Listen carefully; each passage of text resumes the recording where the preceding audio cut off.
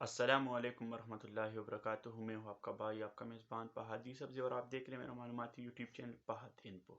जैसे कि आप सबको मालूम है कि मैं हमेशा लाता हूँ आपके लिए इंफॉर्मेटिव वीडियो, ऑथेंटिक वीडियो। तो कल मैंने एक शॉर्ट वीडियो अपलोड किया था स्वाद बोर्ड के पॉलिसी के हवाले से कि क्या आप दोबारा इम्प्रूवमेंट कर सकते हैं या नहीं। तो इसके बाद काफ़ी क्वेरीज आ गए, कंफ्यूजन आ गए, स्टूडेंट के छोटे छोटे सवालात थे 10-11। तो मैंने सोचा कि इस पर दोबारा रिव्यू दे सको। और एक मिसकंसेप्शन मुझसे हुआ था। मैंने कहा कि 4 चांसेस है, 4 चांसेस नहीं है बल्कि 4 साल है। इसके बारे में भी मैं डिटेल से बताऊँ। तो फर्स्ट नंबर जो क्वेश्चन है बहुत ज़्यादा पूछा जाता है वो ये कि क्या हम दोबारा इम्प्रूवमेंट कर सकते हैं या नहीं। सेकंड नंबर पर क्वेश्चन है वो ये कि क्या अगर हमने बीएस या एमबीबीएस में दाखिला लिया तो फिर क्या हम ईपीएससी इम्प्रूव कर सकते हैं या नहीं, या मैट्रिक इम्प्रूव कर सकते हैं या नहीं। इसके अलावा 3 नंबर के हम कितने साल या कितने बार अटेम्प्ट कर सकते हैं और पुराना पॉलिसी क्या था इसके हवाले से बात करूंगा। इसके अलावा 4 नंबर पर जो अहम क्वेश्चन है, बाज़ लोग कह रहे हैं कि हमने ऐसे काफ़ी स्टूडेंट्स देखे हैं जिन्होंने 2-3 बार इम्प्रूवमेंट किया है, अटेम्प्ट किया है। पेशावर बोर्ड वाले तो अलाउ कर रहे हैं पुला पुला। तो इसके बारे में भी बात करूंगा। और स्टूडेंट ने केस दाखिल किया था कोर्ट में, तो उसके अलावा उसके हवाले से भी मैं आपको बताऊंगा।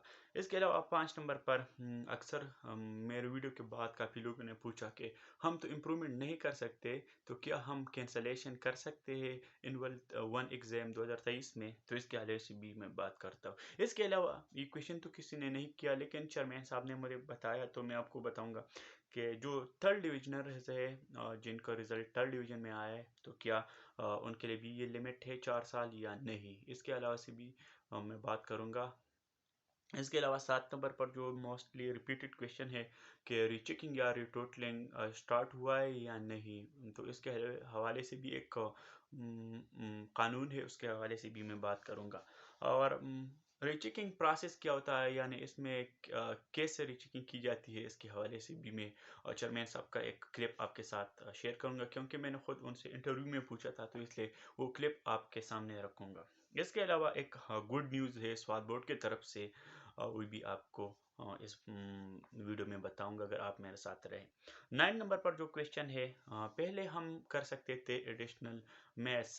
प्री मेडिकल वाले स्टूडेंट जो होते थे, जब वो प्री मेडिकल करते थे तो फिर उसे इंजीनियरिंग में जाने के लिए मैथ्स का होना लाजमी था, तो एडिशनल मैथ्स कर सकते थे। अब आप लोग एडिशनल बायो भी कर सकते हैं। स्वाद बोर्ड का न्यू पॉलिसी है और 2022 में मेरे ख्याल में उन्होंने ऐलान किया था चेयरमैन साहब ने। इसके अलावा 10 नंबर क्वेश्चन है कि अगर हमने स्पेशल एग्ज़ाम दिया हो या कोई कैंसलेशन की हो पहले, क्या हम अभी स्कॉलरशिप के लिए एलिजिबल है या नहीं। इसके हवाले से भी चेयरमैन साहब का एक क्लिप तफसीली आपके साथ शेयर करूंगा। तो जवाबात के लिए आ रहा हो। फर्स्ट नंबर पर जो क्वेश्चन है वो है री इम्प्रूवमेंट। इसका जवाब मैंने कल भी दिया था लेकिन अभी दोबारा देता हो, शायद किसी ने नहीं सुन लिया हो। अगर आपने इम्प्रूवमेंट किया, मतलब 2022 एनुअल 1 में आपने एग्ज़ाम दिया, इसमें आपके मार्क्स आए 995। फिर एनुअल 2 एग्ज़ाम दिया यानी इम्प्रूवमेंट किया, आपके मार्क्स हो गए 996। तो आप 2023 में फिर इम्प्रूवमेंट नहीं कर सकते, यानी दोबारा इम्प्रूवमेंट इम्पॉसिबल है स्वाद बोर्ड चेयरमैन नबी शाह साहब के मुताबिक। मतलब आप सिर्फ एक बार इम्प्रूवमेंट कर सकते हैं। सेकंड नंबर पर जो क्वेश्चन है वो ये कि बीएस एडमिशन। तो अगर आपने बीएस या एमबीबीएस में दाखिला लिया हो तो चेयरमैन साहब ने बताया ऐसी कोई पॉलिसी नहीं है कि आपने दाखिला लिया हो, लेकिन इसकी असल वजह ये है अगर आप थर्ड फोर्थ सेमेस्टर में एग्ज़ाम दे फिर आप इम्प्रूव करें, तो वो टाइम क्लैश आ जाता है कि आपने एपीएससी के बाद 4 साल फिर बीएस होता है, तो वो टाइम क्लैश आता है, इसलिए ये अलाउ नहीं करते। इसके अलावा 3 नंबर पर जो क्वेश्चन है कि हमारे पास कितने साल है, कितने चांसेस है। तो कल मैंने वीडियो में बताया था कि 4 चांसेस है, लेकिन 4 चांसेस नहीं है बल्कि 4 साल है। पहले ऐसा होता था कि आपके पास सिर्फ 2 चांसेस होते थे, एक तो सप्लीमेंट्री एग्ज़ाम होता था और एक फिर नेक्स्ट इम्प्रूवमेंट या एनुअल एग्ज़ाम होता था। अब बोर्ड वालों ने अच्छा किया है कि आप आप 4 साल इम्प्रूवमेंट कर सकते हैं। इसका मतलब ये है कि अगर आपने 2022 में एग्ज़ाम दिया, 2023 में आपने इम्प्रूवमेंट नहीं किया, तो आप 2024 में भी इम्प्रूवमेंट कर सकते हैं। अगर 2024 में नहीं किया तो 2025 में भी कर सकते हैं। अगर 2025 में नहीं किया तो 2026 में भी इम्प्रूवमेंट कर सकते हैं। यानी आपके पास अब 4 साल है कि इन 4 साल में आपने इम्प्रूवमेंट कर सकते हैं। तो ये थी एक गुड न्यूज़। और पुराना जो पॉलिसी था वो तो मैं आपको बताया।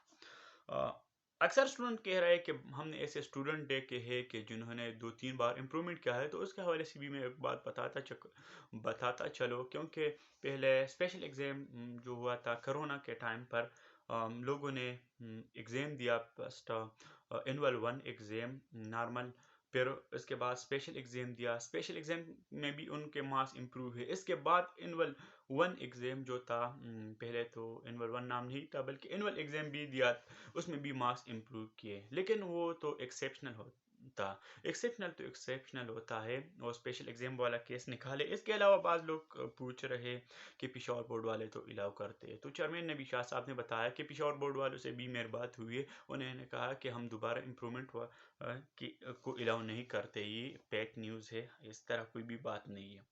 इसमें बाज़ स्टूडेंट ऐसे थे, अभी 2020 वाले स्टूडेंट थे, उन्होंने 2021 में इम्प्रूवमेंट की थी, मार्क्स इम्प्रूव किए थे। लेकिन 2022 में उन्होंने फिर हमारे साथ एग्ज़ाम दिया और उनके मार्क्स इम्प्रूव हुए।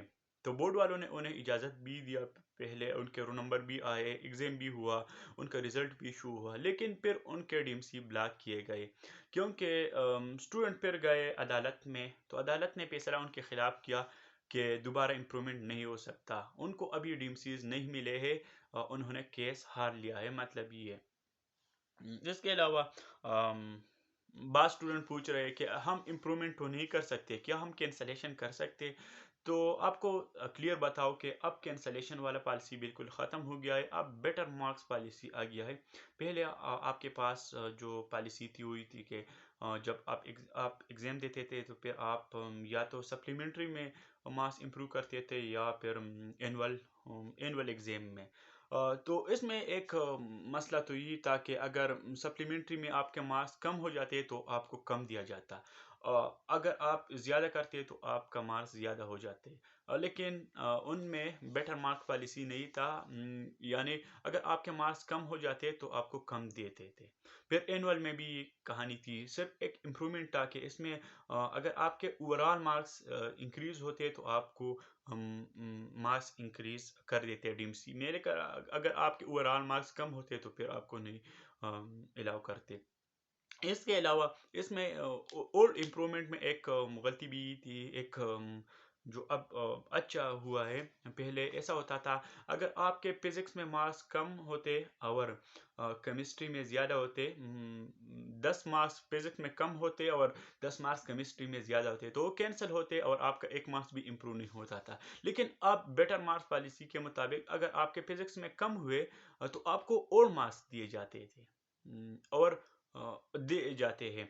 और अगर आपने केमिस्ट्री में ज़्यादा किए तो आपको ज़्यादा देते हैं। यानी ओवरऑल वाला कंसेप्ट अब ख़त्म हो गया है, अब इंडिविजुअल पेपर का हिसाब होता है। अगर आपने इंडिविजुअल में पेपर में इंक्रीज़ किए तो फिर आपको ज़्यादा पेपर मार्क्स देंगे, अगर आपने कम किए तो आपको और मार्क्स देंगे।